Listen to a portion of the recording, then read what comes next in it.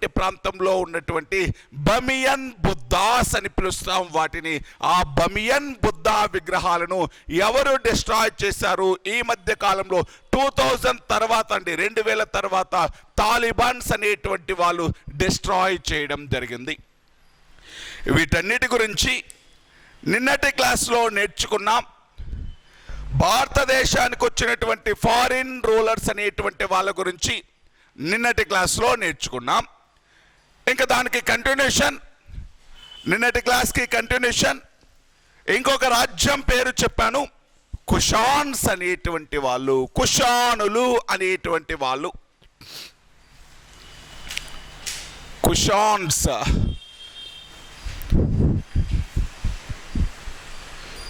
కుషానులు అనేటువంటి వాళ్ళు ఎవరు, ఎక్కడి నుంచి వచ్చారు అనేటువంటి దాని గురించి, ఈ రాజ్యం యొక్క అంటే ఇంపార్టెన్స్ గురించి మనం నేర్చుకోవాలి. కుషానులు అనేటువంటి వాళ్ళు ఫస్ట్ వీళ్ళ యొక్క ఆరిజిన్ అనేటువంటిది ఏంటో చూద్దాం. కుషానులు అనేటువంటి వాళ్ళు చైనాకు సరిహద్దుగా ఉండేటువంటి మంగోలియా ప్రాంతం నుంచి వచ్చినటువంటి వాళ్ళు అని చెప్పడం జరిగింది. కుషానులు అనేటువంటి వాళ్ళు చైనాకు బోర్డర్గా ఉండేటువంటి మంగోలియా అనేటువంటి దేశం నుంచి వచ్చినటువంటి వాళ్ళు అని, మంగోలియన్స్ అని వీళ్ళు. ఈ మంగోలియన్స్ అయినటువంటి కుషానులు అనేటువంటి వాళ్ళని హూనులు అనేటువంటి వాళ్ళు ఓడించడంతో వాళ్ళ యొక్క బర్త్ ప్లేస్ను వదిలేసి, మంగోలియా ప్రాంతాన్ని వదిలేసి ఎక్కడికి వచ్చారు అంటే వాయువ్య భారతదేశానికి వచ్చారు అని, వాయువ్య భారతదేశం నుంచి ఇక్కడ నుంచి భారతదేశంలో నార్త్ ఇండియాకి, ఉత్తర భారతదేశానికి వచ్చారు అని చెప్పడం జరిగింది.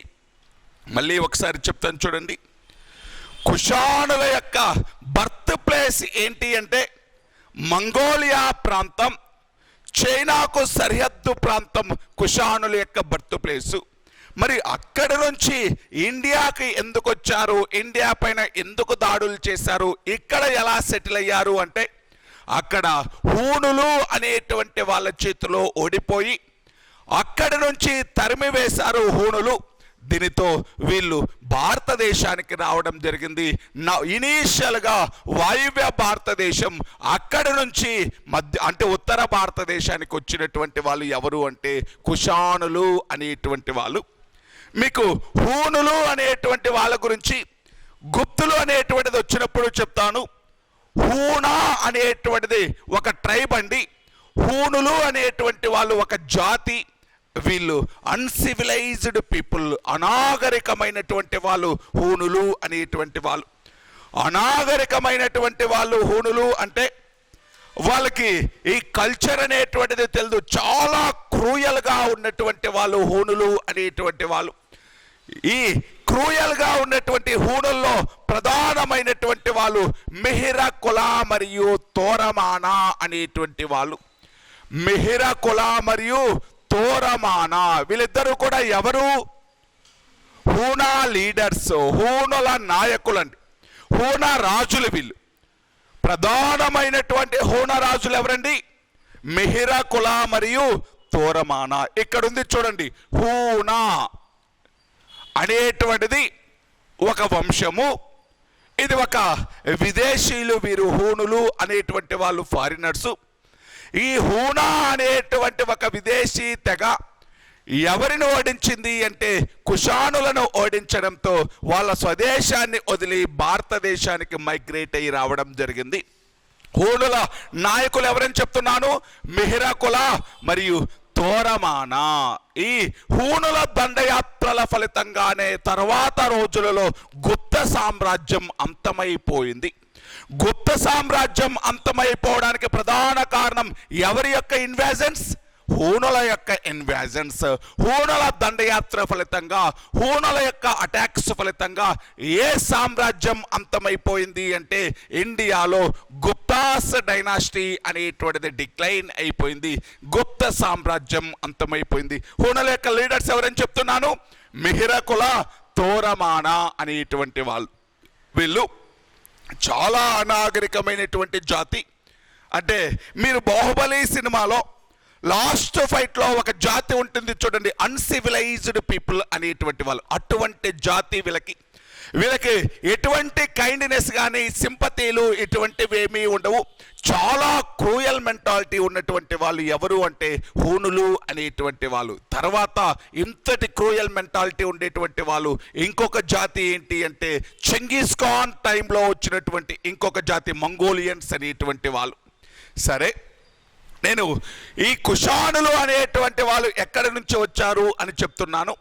కుషానులు అనేటువంటి వాళ్ళు మంగోలియా అంటే చైనా సరిహద్దు ప్రాంతం నుంచి, మంగోలియా ప్రాంతం నుంచి వచ్చినటువంటి వాళ్ళు కుషానులు. ఈ కుషానులు అనేటువంటి వాళ్ళు ఏ ట్రైబుకు సంబంధించిన వాళ్ళు, ఏ జాతికి సంబంధించిన వాళ్ళు అంటే యూచి అనేటువంటి తెగకు సంబంధించినటువంటి వాళ్ళు. వీళ్ళ యొక్క ట్రైబ్ ఏంటి అంటే యూచి అనేటువంటి ట్రైబ్కు చెందినటువంటి వాళ్ళు. యూచి అనేటువంటి తెగకు సంబంధించినటువంటి వాళ్ళు ఎవరు అంటే కుషానులు అనేటువంటి వాళ్ళు. సరే, ఈ కుషానులు అనేటువంటి వాళ్ళు దేనిని క్యాపిటల్గా చేసుకుని రూల్ చేశారు అంటే 2 సిటీస్ని క్యాపిటల్గా చేసుకుని రూల్ చేశారు. అవి పురుషపురము అనేటువంటిది. రెండో క్యాపిటల్ ఏంటి అంటే మధురా. ఒకటి పురుషపురము అయితే రెండో క్యాపిటల్ ఏంటి అంటే మధురా అనేటువంటిది.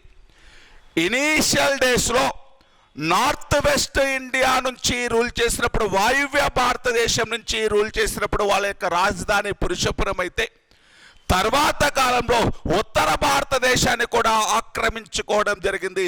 అలా ఉత్తర భారతదేశాన్ని కూడా ఆక్రమించుకున్నప్పుడు వాళ్ళ రాజధాని ఏంటి అంటే మధురా. అంటే కుషానుల యొక్క క్యాపిటల్ సిటీస్ 2 ఉన్నాయి. అవి పురుషపురము, మధురా అనేటువంటివి క్యాపిటల్గా చేసుకుని రూల్ చేయడం జరిగింది. మరి ఈ కుషానులు అనేటువంటి వాళ్ళ యొక్క స్పెషాలిటీ ఏంటి అంటే, కుషానులు అనేటువంటి వాళ్ళు ఫారినర్స్ అయినప్పటికీ, విదేశస్తులైనప్పటికీ తర్వాత కాలంలో వీళ్ళు హిందువులలాగా మారడం జరిగింది. శైవ మతాన్ని అడాప్ట్ చేసుకోవడం జరిగింది. శైవ మతాన్ని శైవ డివోటీస్ లాగా మారడం జరిగింది.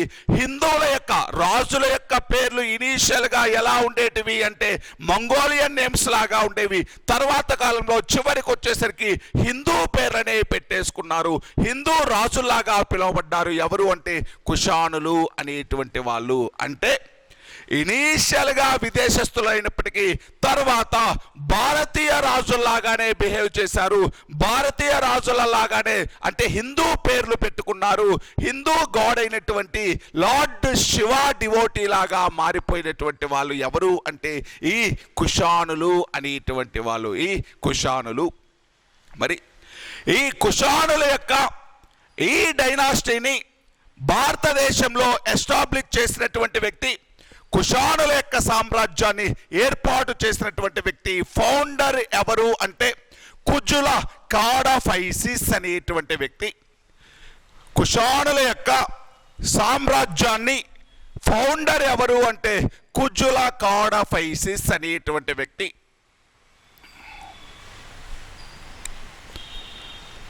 కుజుల కాడఫైసిస్ ఇక్కడ ఉంది చూడండి. ఫౌండర్ ఎవరు అంటే కుజుల కాడఫైసిస్ అనేటువంటి వ్యక్తి ఫౌండర్ లాగా చెప్పడం జరుగుతుంది. ఈ కుజుల కాడఫైసిస్ అనేటువంటి వ్యక్తి కుషానుల సామ్రాజ్యాన్ని ఏర్పాటు చేశాడు. ఇతడే వాయువ్య భారతదేశంపై అటాక్ చేసి పురుషపురం రాజధానిగా ఈ కుషానుల సామ్రాజ్యాన్ని ఏర్పాటు చేసినటువంటి వ్యక్తి కుజుల కాడఫైసిస్ అనేటువంటి వ్యక్తి. ఈయన తర్వాత నెక్స్ట్ ఎవరు రాజు అయ్యారు అంటే విమల కాడఫైసిస్ అనేటువంటి వ్యక్తి రాజు అవ్వడం జరిగింది. విమల కాడఫైసిస్ అనేటువంటి వ్యక్తి రాజు అవ్వడం జరిగింది. ఈ విమల కాడఫైసిస్ అనేటువంటి వ్యక్తి ఇతను చైనా రాజుల చేతిలో ఓడిపోవడం జరిగింది. విమల కాడఫైసిస్ అనేటువంటి వ్యక్తి చైనా రాజులు అంటే ఏ వంశం వీళ్ళు అంటే హన్ అనేటువంటి వంశానికి సంబంధించినటువంటి వాళ్ళు. చైనా దేశాన్ని ఏ వంశం పరిపాలించింది అంటే హన్ లేకపోతే ఒక్కోసారి హాన్ వంశము అని పిలుస్తాం. చైనా దేశాన్ని హాన్ వంశము, హాన్ క్లాన్ అనేటువంటిది రూల్ చేసింది, లేకపోతే హాన్ డైనాసిటీ అని పిలుస్తాం. ఈ హాన్ వంశపు రాజుల చేతిలో ఓడిపోతాడు ఈ విమల కాడఫైసిస్ అనేటువంటి వ్యక్తి. ఈ హాన్ వంశపు రాజుల చేతిలో ఓడిపోయి పూర్తిగా భారతదేశానికే పరిమితమైపోయాడు. ఇండియాలోనే ఇంకా వాళ్ళ యొక్క సెటిల్మెంట్లు అనేటువంటివి చూసుకున్నారు. ఈ విమల కాడఫైసిస్ తర్వాత కుషానులలోనే ఫేమస్ రూలర్ అయినటువంటి కనిష్కుడు అనేటువంటి వ్యక్తి రూలర్ అవ్వడం జరిగింది. కనిష్కుడు అనేటువంటి వ్యక్తి, కనిష్క అనేటువంటి వ్యక్తి రూలర్ అవ్వడం జరిగింది. కుషానులలో ఫేమస్ రూలర్, ఇండియాలో one of the famous ruler కనిష్కుడు అనేటువంటి వ్యక్తి రూల్ చేయడం జరిగింది. ఈ కనిష్కుడు యొక్క ఫస్ట్ టైం పీరియడ్ అనేటువంటిది చూద్దాం. 78 నుంచి, అంటే క్రీస్తు శకం 78 నుంచి 101 వరకు రూల్ చేసినటువంటి వ్యక్తి ఎవడు అంటే ఈ కనిష్కుడు అనేటువంటి వ్యక్తి. క్రీస్తు శకం 78వ సంవత్సరం నుంచి 101వ సంవత్సరం వరకు రూల్ చేసినటువంటి వ్యక్తి ఎవరు అంటే కనిష్కుడు. ఇప్పుడు మనకు ఈ 78 అనేటువంటిది ఏం చెప్తుంది అంటే శకయుగము అనేటువంటిది స్టార్ట్ అయింది ఏ సంవత్సరంతో అంటే 78వ సంవత్సరంతో. శకయుగము అనేటువంటిది 78వ సంవత్సరంతో స్టార్ట్ అవుతుంది. మనకు శకాలు అనేటువంటివి ఉంటాయి. మీకు హిజ్రా శకము అనేటువంటిది, లేకపోతే హిజ్రీ శకము ఒకసారి చెప్పినట్టు గుర్తు. దానితో పాటు విక్రమ శకము అనేటువంటిది, శకయుగము అనేటువంటిది, అంటే మన యొక్క తెలుగు క్యాలెండర్ అనేటువంటిది, మనకుండేటువంటి క్యాలెండర్ అనేటువంటిది దేంతో ప్రారంభమవుతుంది అంటే శకయుగంతో ప్రారంభమవుతుంది. అంటే 78వ సంవత్సరంతో ప్రారంభమవుతుంది. అదేవిధంగా ముస్లింల యొక్క క్యాలెండర్ అనేటువంటిది 622వ సంవత్సరంతో ప్రారంభమవుతుంది. ముస్లిం క్యాలెండర్ అనేటువంటిది 622, అంటే హిజ్రా శకము లేకపోతే హిజ్రీ శకంతో ప్రారంభమవుతుంది. విక్రమ శకము అనేటువంటిది క్రీస్తు శకం 57వ సంవత్సరంతో ప్రారంభమవుతుంది. విక్రమ శకం అనేటువంటిది 57వ సంవత్సరంతో ప్రారంభమవుతుంది. అంటే ఒక్కొక్క రాజులు వాళ్ళ యొక్క గ్రేట్నెస్, అంటే అప్పుడు జరిగినటువంటి ఏదైనా ఒక పెద్ద మార్పు అనేటువంటి దాన్ని బేస్ చేసుకొని అక్కడి నుంచి వాళ్ళ యొక్క యుగము అనేటువంటిది ప్రారంభమైంది అని చెప్పడం జరుగుతుంది. శకయుగము అనేటువంటిది 78వ సంవత్సరంలో స్టార్ట్ చేసినటువంటి వ్యక్తి, ప్రారంభించినటువంటి వ్యక్తి ఎవరు అంటే కనిష్కుడు అనేటువంటి వ్యక్తి. ఎగ్జామ్లో ఎప్పుడైనా కూడా కనిష్కుడు అనేటువంటి వ్యక్తి ఏ యుగాన్ని ప్రారంభించాడు అంటే శకయుగాన్ని. ఏ సంవత్సరం? 78. నెక్స్ట్ హిజ్రీ శకము ఎప్పుడు ప్రారంభమైంది? 622. క్రీస్తు శకం 622లో ప్రారంభమైంది. ఏ శకం? హిజ్రీ లేకపోతే హిజ్రా, హిజ్రీ లేకపోతే హిజ్రా అనేటువంటిది. ఇప్పుడు చూద్దాం శకయుగానికి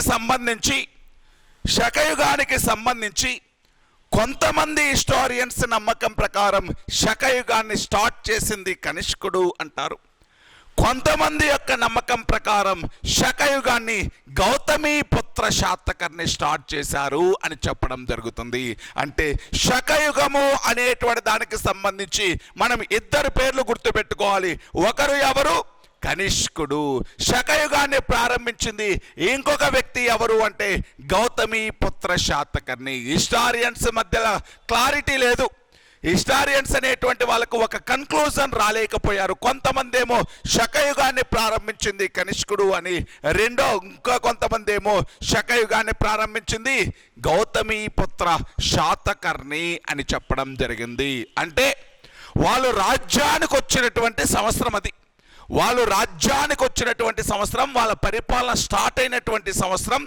వాళ్ళతోటే ఒక కొత్త శకాన్ని ప్రారంభించారు, ఒక కొత్త ఎరాను ప్రారంభించారు అని చెప్పుకున్నారు. అలా ఈ కొత్త ఎరా అనేటువంటిది, శకా ఎరా అనేటువంటిది స్టార్ట్ చేసింది ఎవరని చెప్తాం? కనిష్కుడు అని కొంతమంది, గౌతమీపుత్ర శాతకర్ణి. కింద ఆప్షన్స్ ఏమున్నాయి అనేటువంటిది చూసి, ఏపీ హిస్టరీలో అయితే కనిష్కుడి పేరు ఎవరి పేరు ఇస్తారు? గౌతమీపుత్ర శాతకర్ణి, మన తెలుగు వాళ్ళు కాబట్టి. అదే ఇండియన్ హిస్టరీలో కూడా మ్యాక్సిమం గౌతమీపుత్ర శాతకర్ణి ఇస్తారు. ఒక్కొక్కసారి ఆయన పేరు లేకుండా కనిష్కుడితో పాటు ఇంకా 3 పేర్లు ఇస్తారు. అప్పుడు ఆప్షన్ ఏది కరెక్టు? కనిష్కుడు. ఒకవేళ రెండూ ఉంటే ఏది పెట్టినా కరెక్టే. ఆప్షన్స్లో రెండూ ఉన్నాయనుకోండి, ఏది సెలెక్ట్ చేసుకోవాలి అన్నప్పుడు మీ ఇష్టం వచ్చింది సెలెక్ట్ చేసుకోండి, ఏది పెట్టినా కూడా కరెక్టే. కాకపోతే మ్యాక్సిమం దేన్ని సెలెక్ట్ చేస్తారు అంటే గౌతమీపుత్ర శాతకర్ణిని సెలెక్ట్ చేయండి. ఓకేనా? సరే, శకయుగము ఆయనతోటే ప్రారంభమైంది, కనిష్కుడితోటే ప్రారంభమైంది అని చెప్తాం. క్రీస్తు శకం 78వ సంవత్సరంలో. మరి ఈ హిజ్రీ శకము అనేటువంటిది ఎప్పుడు ప్రారంభమైంది అని చెప్పాను? 600. దీని గురించి ఒకసారి చెప్పినట్టు గుర్తు. మహమ్మద్ ప్రవక్త అంటే ప్రొఫెట్ మహమ్మద్ అనేటువంటి వ్యక్తి, మహమ్మద్ ప్రవక్త అనేటువంటి వ్యక్తి మక్కా ప్రజల దాడుల నుంచి రక్షించుకోవడం కోసం మక్కా నుంచి మదీనాకు మైగ్రేట్ అవ్వడం జరుగుతుంది. మక్కా నుంచి మదీనాకు పారిపోవడం జరుగుతుంది. దీనినే ఏమని పిలుస్తారు అంటే హిజ్రా లేకపోతే హిజ్రీ అని పిలవడం జరిగింది. హిజ్రా లేకపోతే హిజ్రీ అంటే ఏంటండి? హిజ్రా లేకపోతే హిజ్రీ అంటే ఏంటి? మహమ్మద్ ప్రవక్త మక్కా నుంచి మదీనాకు వెళ్ళడాన్ని హిజ్రా అని పిలుస్తాయి. ఎవరు? ముస్లిం బుక్స్ అనేటువంటివి, ముస్లిం లిటరేచర్ అనేటువంటిది. ఇస్లాంలో హిజ్రీ అంటే అర్థం ఏంటి? మహమ్మద్ ప్రవక్త మక్కా నుంచి మదీనాకు వెళ్ళడం. ఏ సంవత్సరం వెళ్ళాడు? 622. అందుకే ఆ సంవత్సరమే ఇస్లాం క్యాలెండర్ అనేటువంటిది స్టార్ట్ అవుతుంది. 622తో స్టార్ట్ అవుతుంది ఇస్లాం క్యాలెండర్ అనేటువంటిది. సరే, ఇప్పుడు కుషానుల యొక్క ట్రైబ్ ఏమని చెప్పాను? తెగేమని చెప్పాను? యూచీలు. ఎక్కడి నుంచి మైగ్రేట్ అయ్యారు? మంగోలియా ప్రాంతం లేకపోతే చైనా సరిహద్దు ప్రాంతం నుంచి మైగ్రేట్ అయ్యారు. హూనులు అనేటువంటి వాళ్ళ యొక్క లీడర్స్ పేర్లు చెప్పాను. ఎవరు వాళ్ళు? మిహిరకుల, తోరమాన. మిహిరకుల మరియు తోరమాన. గుప్త డైనాసిటీని ఎండ్ అవ్వడానికి మెయిన్ రీజన్ ఎవరు? హూనులు అనేటువంటి వాళ్ళు. హూనుల యొక్క దండయాత్రలు అనేటువంటివి. హూనా రాజ్యాన్ని స్థాపించింది అది. కనిష్క రాజ్యాన్ని స్థాపించింది ఎవరు? కనిష్క రాజ్యము అంటే కుషానుల రాజ్యాన్ని ఏర్పాటు చేసింది కుజలకాడ్ ఆఫ్ ఐసిస్. ఆయన తర్వాత రాజు విమలకాడ్ ఆఫ్ ఐసిస్. ఈ విమలకాడ్ ఆఫ్ ఐసిస్ చైనా రాజులైనటువంటి హాన్ వంశపు రాజుల చేతిలో ఓడిపోయి కంప్లీట్గా ఇండియాకి పరిమితమైపోయాడు. ఈయన తర్వాత రాజు కనిష్కుడు. ఈయనే ప్రముఖమైనటువంటి కుషానుల రాజు. కనిష్కుడు అనేటువంటి వ్యక్తి 78 నుంచి 101 వరకు పరిపాలించాడు.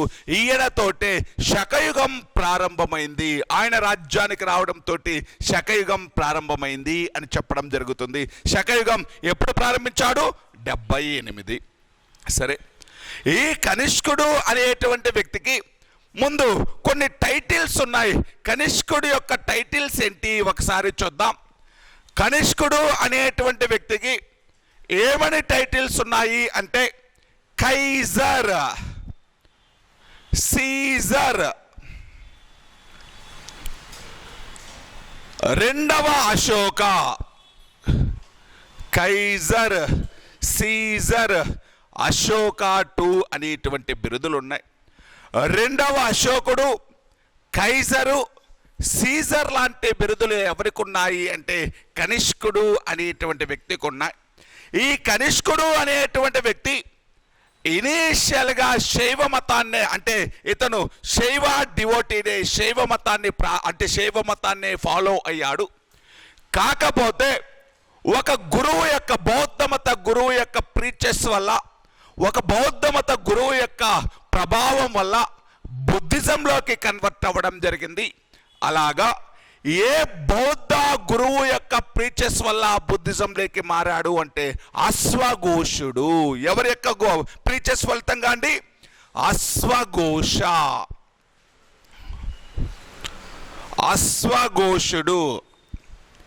అశ్వఘోషుడు అనేటువంటి వ్యక్తి ఇతను బౌద్ధ మతానికి సంబంధించినటువంటి వ్యక్తి. బౌద్ధ మత గురువు అశ్వఘోషుడు అనేటువంటి వ్యక్తి. ఈయన గురించి మనం ఒకసారి నేర్చుకున్నాం. అశ్వఘోషుడు అనేటువంటి వ్యక్తి 4వ బౌద్ధ సంగీతికి వైస్ ప్రెసిడెంట్ లాగా ఉన్నాడు, ఉపాధ్యక్షుడు లాగా పనిచేశాడు అశ్వఘోషుడు. ఈ అశ్వఘోషుడు అనేటువంటి వ్యక్తి బౌద్ధ మతానికి సంబంధించినటువంటి కొన్ని బుక్స్ రాశాడు. అశ్వఘోషుడు అనేటువంటి వ్యక్తి రాసినటువంటి ఆ బుక్స్ ఏంటి అనేటువంటిది చదువుదాం. శౌరీపుత్ర ప్రకరణం, శౌరీపుత్ర ప్రకరణం ఇక్కడ ఉంది చూడండి. శౌరీపుత్ర ప్రకరణం, బుద్ధ చరితం, బుద్ధ చరితం, సౌందర్యనందం, సౌందర్యనందం చాలా ఇంపార్టెంట్ బుక్స్ అండి ఇవి. శౌరీపుత్ర ప్రకరణం, బుద్ధ చరితం, సౌందర్యనందం అనేటువంటిది. శౌరీపుత్ర ప్రకరణం అనేటువంటిది ఒక నాటిక అండి, ఒక డ్రామా. శౌరీపుత్ర ప్రకరణం అనేటువంటిది ఒక డ్రామా, ఒక నాటకం. ఇది శౌరీపుత్ర ప్రకరణం. ఇక్కడ ఉండేటువంటి శౌరీపుత్ర ప్రకరణమైన, బుద్ధ చరితమైన, సౌందర్యనందమైన ఈ 3 బుక్స్ కూడా సంస్కృత భాషలో రాసినటువంటి బుక్స్.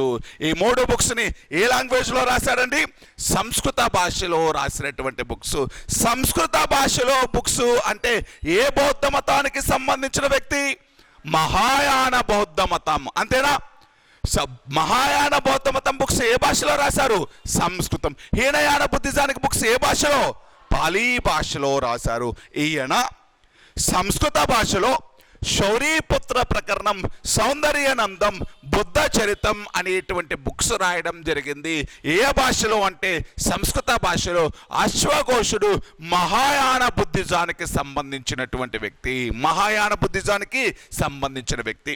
ఇంకొకటి చెప్పాను, శౌరీపుత్ర ప్రకరణం అనేటువంటిది ఒక నాటకం అని చెప్తున్నాను. భారతదేశంలో మొదటిసారిగా డ్రామాలు రాసినటువంటి వ్యక్తి, నాటకాలు రాసినటువంటి వ్యక్తి, నాటికలు రాసినటువంటి వ్యక్తి ఎవరు అంటే ఈ అశ్వఘోషుడు అనేటువంటి వ్యక్తి. మొట్టమొదటిసారిగా నాటికలు, డ్రామాస్ని కంపోజ్